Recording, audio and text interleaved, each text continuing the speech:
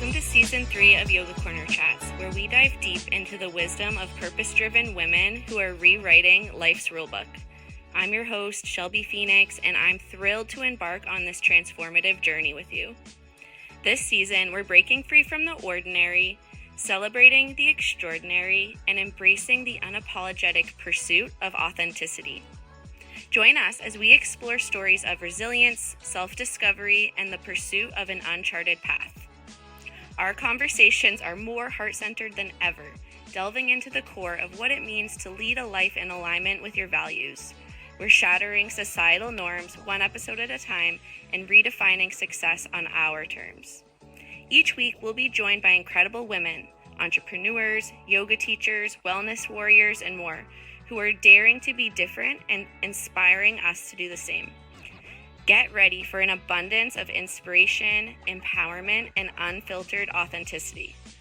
So if you're ready to trade conformity for creativity, perfectionism for purpose, and self-doubt for self-love, you're in the right place. Subscribe now and join our vibrant community of listeners who are choosing to live life authentically. Yoga Corner Chats is more than just a podcast. It's a journey. Let's embark on this path together towards a life that aligns with our deepest values. Are you ready? Roll out your mat, take a deep breath, and let's dive in. Press play and let the transformation begin. Welcome to Yoga Corner Chats, where real women, real conversations, and real transformation happen.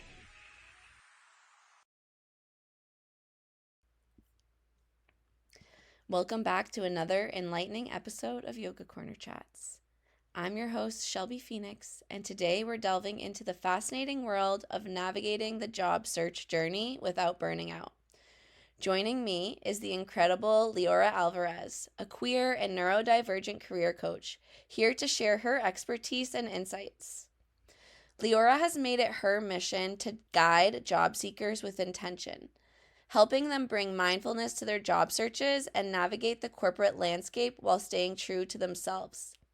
As someone who understands the unique challenges of the neurodivergent experience, Liora brings a wealth of knowledge to the table. And I have to just say that some of the exercises and advice that Liora offered during this episode, I took into my own job search. And since this episode was recorded, I've been able to land a job that I think is really going to align with the needs that I have as a neurodivergent individual. In this episode, we're going to explore various aspects of the job search, from preventing workout and working smarter, not harder, to supporting your neurodivergent brain in a remote work environment. Liora will share practical tips, personal experiences, and insights that will not only help you in your job search, but also encourage a healthier and more intentional approach to your career growth. If you haven't already, make sure to subscribe to Yoga Corner Chats on all major podcast platforms. Stay connected for updates, behind-the-scenes content, and more exciting episodes. Your journey to wellness and self-discovery continues right here on Yoga Corner Chats. So without further ado, let's begin this episode. Hello, everyone. My name is Shelby Phoenix. I am the host of Yoga Corner Chats. I'm so glad to have you here. Today, we're joined by Liora Alvarez, who is a queer and neurodivergent career coach who helps job seekers bring intention to their job searches and helps them navigate corporate workspaces while remaining authentic and true to themselves. Liora, it's so glad to have you here. Welcome. Did I get everything in there right? Yeah, you got everything right. I'm so excited to be here. So if it's okay with you, before we jump in, I like to start with a few grounding breaths. Is that all right? Sounds great. Okay. Anyone who's listening, I invite you to join us as well if you're in a safe space.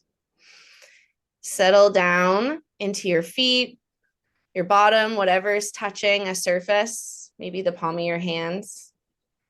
Sit up nice and tall without forcing perfect posture. Take a deep breath in through your nose, fill your belly, expand your rib cage, fill all the way to your collarbone, hold at the top. Big breath out. 2 more. Fill up, belly, rib cage, collarbone. Hold and let it all go. Last one, biggest breath you've had today.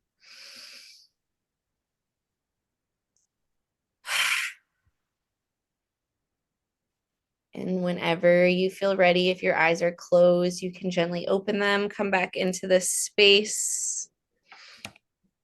So to get started, Liora, I would love if you would share a little bit about your journey and what led you to become a career coach, especially a career coach that supports neurodivergent and queer individuals. Absolutely. Yeah. So I've had a lot of different jobs. I'm an ADHDer, so that kind of comes with the territory. But my career started, I guess, like back in school. I went to college for graphic design and I worked in the field for a couple of years. Nothing really ever stuck. I think a lot of ADHDers can relate to this. I was like changing jobs every year. If I made it to a year at a job, it was a good sign. But that didn't last super long. I eventually left the design world. I felt too much like a cog in the machine, like I was just a design robot. Found myself working for Starbucks. I had worked on and off there for a while and I made my way up through the ranks. I made my way from barista to manager in about a year.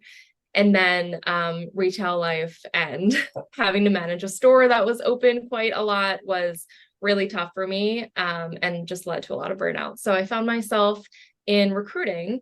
And that's kind of what led me here. So I worked at an agency as a recruiter for several years. I eventually made my way to a startup. I got laid off this past March, and I had always wanted to have my own business. I've had various types of businesses I've tried to start. But especially when I was laid off, it just felt like this was the right step for me. A few months before being laid off, my dad passed away. So he left me with a bit of a legacy that I could lean on. So I didn't have to go back to work right away. And something was just telling me that this was the time. I had a little bit more financial stability, more than I ever had in the past, minimal debt, and I was able to just kind of dive into having my own business. And I felt like career coaching was a natural segue from being a recruiter, because that's kind of part of the job of being a recruiter is career coaching. And so I knew that if I was going to be a career coach, I wanted to specialize in specific communities, especially those that I identify with, being a queer person myself, being neurodivergent myself. And the job searching process is really tough in general, but especially given that it is often formed through neurotypical ideals, neurotypical processes. And so I thought being a career coach was a good way to kind of bridge that gap and help job seekers navigate the job process. Well, first of all, thank you for sharing your story so vulnerably. I really appreciate that. And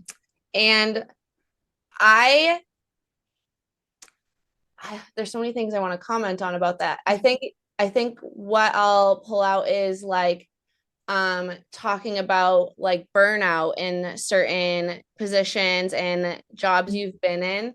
And you also talk a lot about burnout when you're trying to find a new job, right? So you're like, oh, there's more things burnout I have to worry about when I'm trying to like switch careers. And I also am curious about how that is a particular challenge for people who are neurodivergent and people who are queer. And like a personal example is like I left my career in education and then realized that I couldn't go back to that intensity of work because of my neurodivergency. And so kind of trying to like figure out like what is realistic and authentic as you navigate that kind of burnout and all the other challenges you come across. Yeah, so I think being queer, being neurodivergent, there's so many things you can get burnt out by. You can get burnt out from masking. Like I didn't realize I was an ADHDer until 2 years ago, maybe 3 years ago. Being home during the pandemic definitely brought a lot of that to light. And then I figured out I was autistic like within the last 2 years or so. And it just made that awareness made so much of my life and my career history make so much more sense. And there are so many times I wish I would have known this before, because maybe life wouldn't have been such a struggle if I had actually had words to put to like this whole experience that I was having. And then being a queer person, depending on where you live, if you don't have the privilege of living in more of like a queer centered city or an open-minded area, there's like another level of masking. And there's so many different levels depending on the intersections of your identity. And so I think even just living and surviving day to day can lead to burnout in itself. And I also have found a lot of queer people, a lot of neurodivergent people tend to work in service-based industries, food service, retail, teaching, like just these really high energy, difficult jobs. And so that becomes unsustainable for a while, or you go through a life change that brings a whole nother level of difficulty, like getting married or buying a house, having kids. I'm child free and always plan to be, but I've seen that with people in my life who aren't, that it just brings all of these new levels of stress. And in our capitalist society, I mean, we need multiple jobs. We need to work. We need to pay the bills somehow. Sometimes that means having more than one job or having both, everyone in the household is working. So there's just so many elements that are kind of working against us in life and work in general. Not sure if there was a question or if I answered a question in there, but those are my thoughts. No, there's like so many like really important things that you said just about how, I think what I heard a lot is like all the intersections of your identity in and of themselves can lead to burnout, and then adding on a career and maybe adding on other jobs or just being in a really high intensity career, like it can ultimately lead to additional burnout on top of that. So if someone's kind of feeling that, like I imagine maybe someone's in a restaurant job, they're like kind of feeling overwhelmed and they want to start searching for jobs. That's overwhelming, right? Like how do you reduce burnout in that job search? Absolutely. So if you are already burnt out and you're working and you're thinking about changing jobs because your work is leading to your burnout, best case scenario, which is rare, people have the privilege that you can like quit and take some time off. But that's very unlikely. It's a small chance that you can do that. I was able to do that because my parent died. Not the best case scenario, but he was able to leave me some money and I could lean on that. But not everyone has, even the little bit of generational wealth that I had, not everyone has that. I was able to have my wife leave work for 2 years because we could lean on my corporate salary, and that was really helpful. But again, not everyone has that privilege. So I would say, like, if your job is leading to your burnout and you're looking for something else, the first thing I recommend is see if you are able to see a therapist or lean on some sort of mental health support, because that's going to be the foundation. Like you need that no matter what. But in terms of searching for a job, I find, especially through this like capitalistic society, that people get this feeling that if you are not spending like all of your energy looking for work or trying to be employed or make an income, that you're doing something wrong. And so that's usually the first thing I talk about with my clients, is that you need to find some balance, especially if you're still working. Don't spend all of your available time looking for work. Spend some of the time looking, and then spend your other time trying to support your mental health to cope with the burnout. So taking walks, getting movement in, doing meditation, yoga, finding some way to like move your body and get that sort of anxious burnout energy out, and then leaning on your community at the same time, whether that is friends or family, people on the internet, which for me being an autistic ADHDer, I often connect with people the best online versus in person. Discord communities, all of that good stuff. And then just take your time. So by take your time, I mean, be intentional. So this is something I work with my clients on a lot. It's being intentional. So, you know, you might want to get out of food service real bad, but getting into another high stress job isn't going to solve the problem. And so being intentional, like, where am I going next? Like, what is the problem with this job? Is it inconsistent hours are the problem? Is it the schedule's always changing? Is it overstimulating? So this does require a certain level of self-awareness that some people might not have. Like I said, past couple years is when I realized all of these things that were affecting me. So I was fired from a job for not being able to meet like the key performance indicators and all of the metrics that they wanted me to meet. And then I realized later it was because I worked in an open office. It was a sales-based environment. There was like always like club music playing and the speaker was right above my desk. And I'm on the phone all day. And like, and there's just like all these different things that I realized later. I was like, no wonder I like couldn't survive, because none of this was an inclusive environment for someone who's neurodivergent. We had one small office you theoretically could work out of, but the computer in that office, this was before we got laptops, the computer in that office wasn't connected to the internet. So it couldn't even work from there. Right. I swear the only reason I actually lasted in that job as long as I did before I was ultimately fired was because of the pandemic. So I was able to like change the environment that I was in. And then I realized remote work is like so needed for me. But yeah, so like just like identifying some of the things about your job that isn't working for you and is causing the burnout. And then being intentional about looking for jobs that don't have those aspects or have those reduced a bit. But it is so important, if you are already in the midst of burnout, to find ways to cope with it and move through it. And that's often going to mean doing things that you're not already doing. So it's more than likely you don't have a movement routine, or you don't have a mindfulness practice, or you're not leaning on your therapist, or you are and your therapist isn't the right fit for you.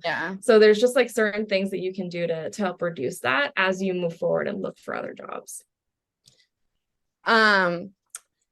Yeah, I think that I'm really glad that you emphasize the importance of mental health, because burnout like is a real thing. And sometimes when you're in it and you don't even know it's happening, and like, so like having resources outside of yourself to be able to heal and get to like a better like headspace is super important.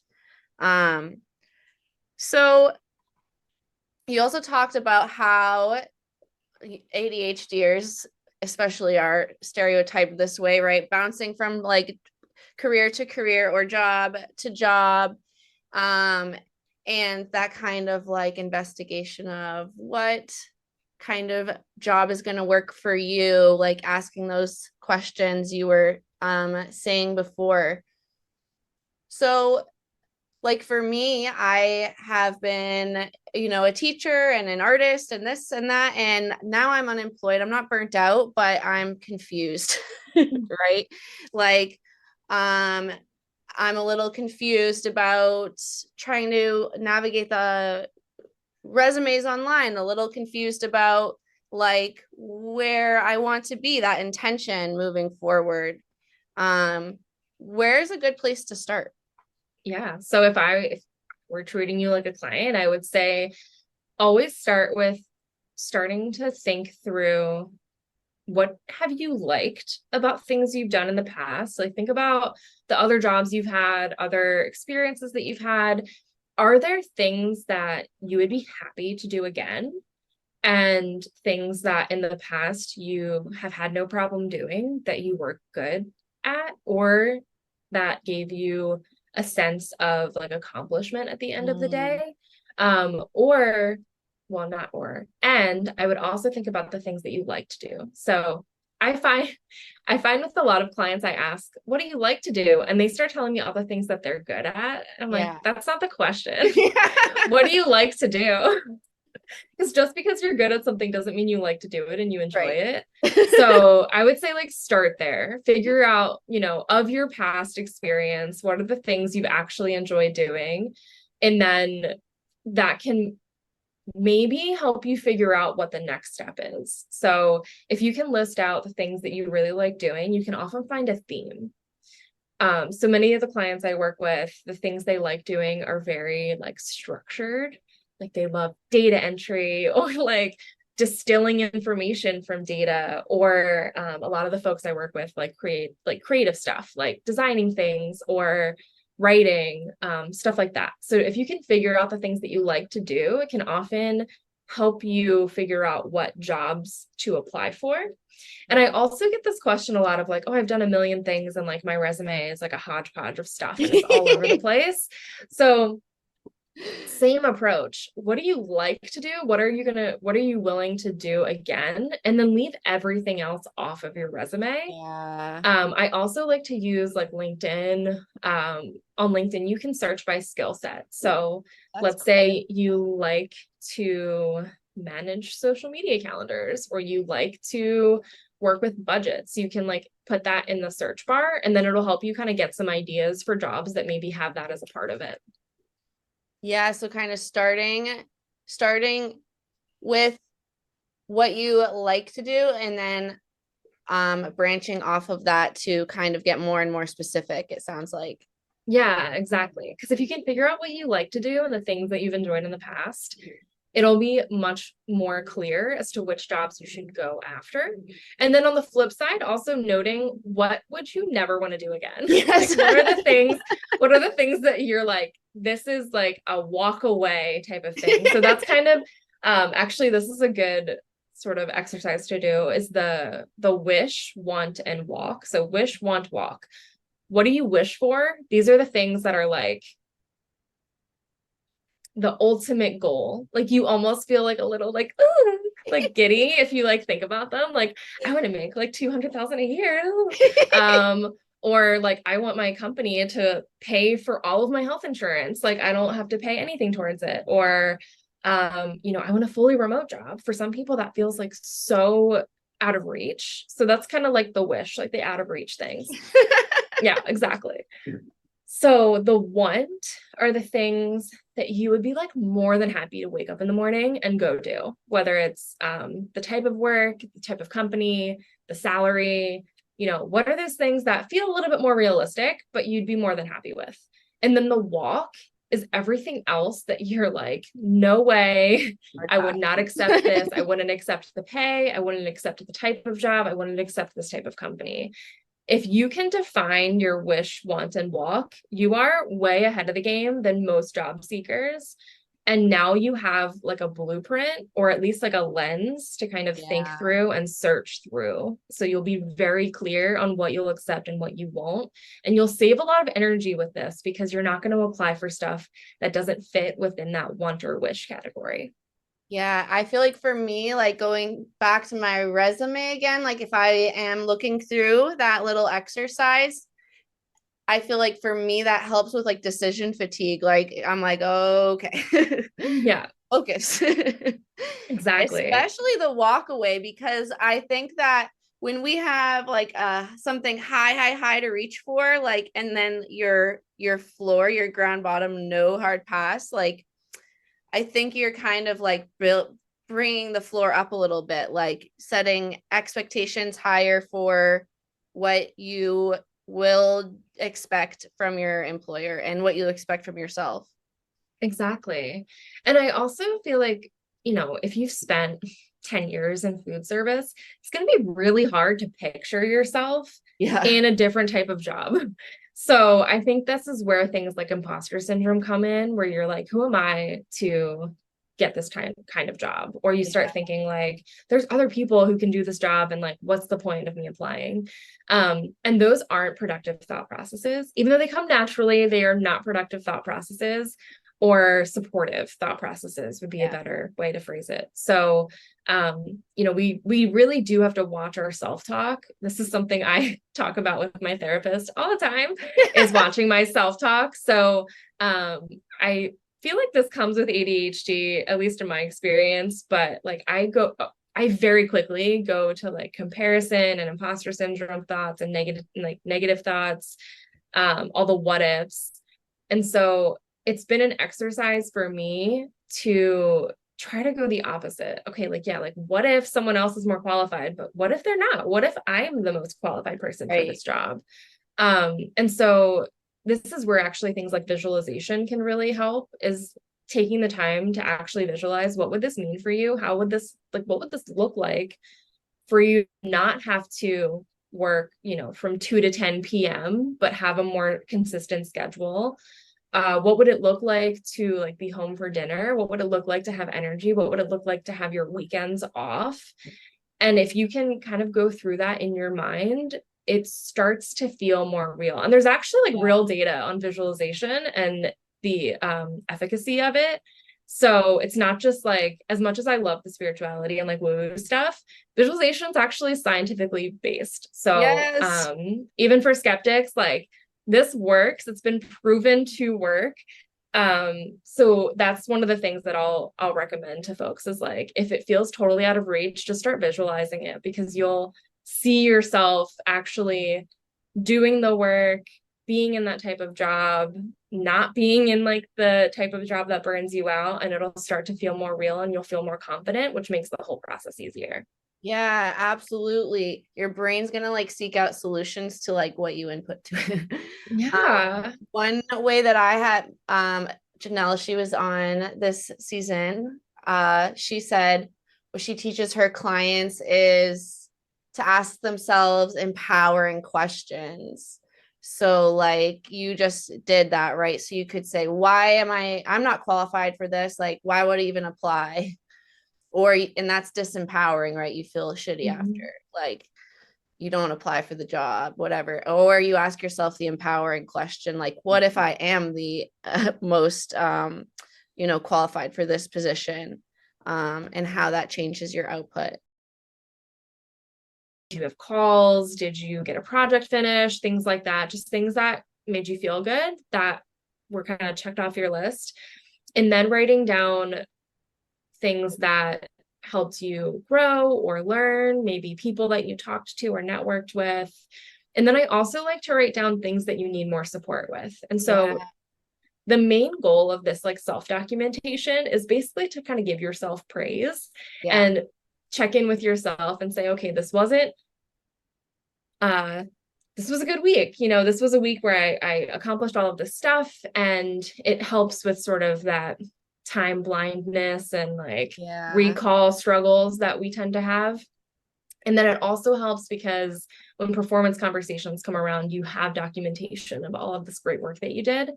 And then I like to take that to the next level. And usually, like, let's say on a Friday, I'll do my self check-in. And then maybe Monday morning, I will send a similar check-in to my boss. And so I think this works the best in like some corporate environments.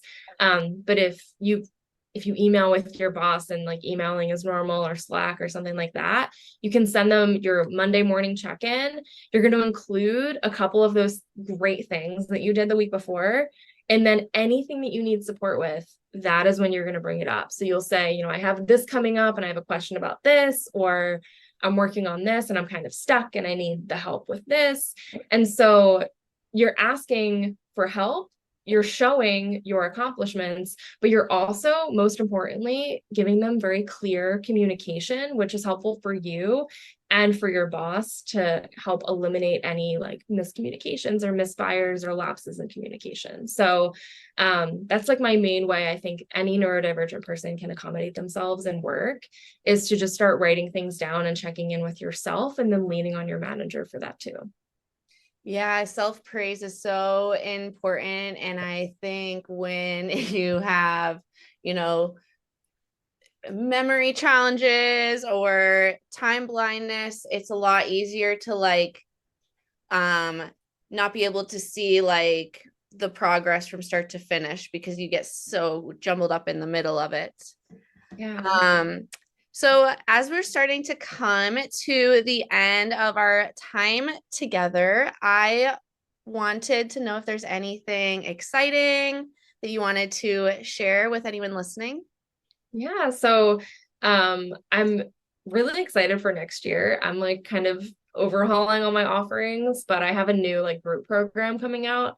So I've spent the last several months doing amazing one-on-one intensives with clients. I would meet with them once, we'd work together, for an hour session and then through email for 2 weeks. And I've learned so much from all the clients I've worked with. And so for next year, I'm evolving a bit of that, and I'll be doing small group-based programming. And I'm so excited for this because it's going to allow a lot of people to get sort of a one-on-one coaching experience, but doing it in a group at a more accessible price point.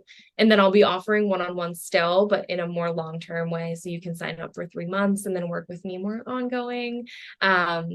And then of course I still have all of my like self-paced mini courses that I offer, but I'm just really excited to kind of see this next level of coaching. And then next year I will also be aiming to do more consulting work and like working more with businesses, small businesses, hiring teams, because I love coaching candidates and coaching job seekers, but I don't know what I'm sending them into. So I'm hoping to kind of work with more businesses and just make sure their end of it is, more accessible and more inclusive as well. Yeah. And if anyone's like, oh, I'm curious about coaching, but like, I'm just like want something small to start. Liora has a really cool, I think you still have this resource with the list of job boards. And when I downloaded it, I was like, oh, there's more than Indeed. Oh, I did not know. Yeah, so I have a huge database of job boards. I'm actually overhauling that right now to make it a little bit prettier. So that will come next year too, but you can still get it for now. And it's like a big spreadsheet. There's like over 70 of them, I think, at this point. And you can also email me. Like, can't guarantee I'll get to it immediately, but if you email me with a question, I almost always reply. So amazing. Well, just to kind of add on to that, is there where can people find you online? Yeah, so I'm on most main social platforms. So you can find me on Instagram, TikTok, Pinterest, Facebook, YouTube, all of those channels. My username is oh hey, it's Liora. And yeah, I think TikTok and Instagram I'm the most active on. But if you have Pinterest, YouTube, Facebook, follow me there too. I'd appreciate it.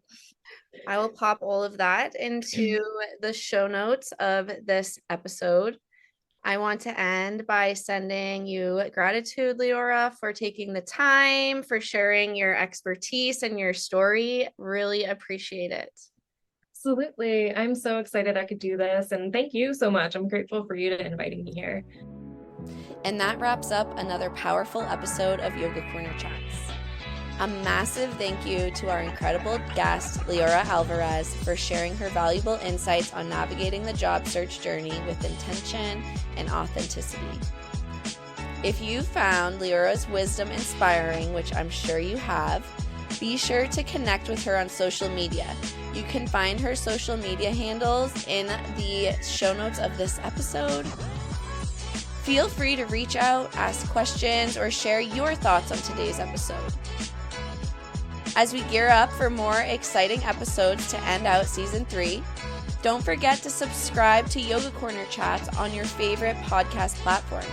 Stay in the loop for upcoming guests, behind-the-scenes content, and more conversations that empower your journey to wellness. Join our community on TikTok, Instagram, Facebook, where we continue the conversation, share resources, and support each other on this beautiful journey of self-discovery. As always, thank you for being a part of this incredible community. Your support, your stories, your presence mean the world to me. Until next time, stay well, stay inspired, and stay true to yourself. Chat soon.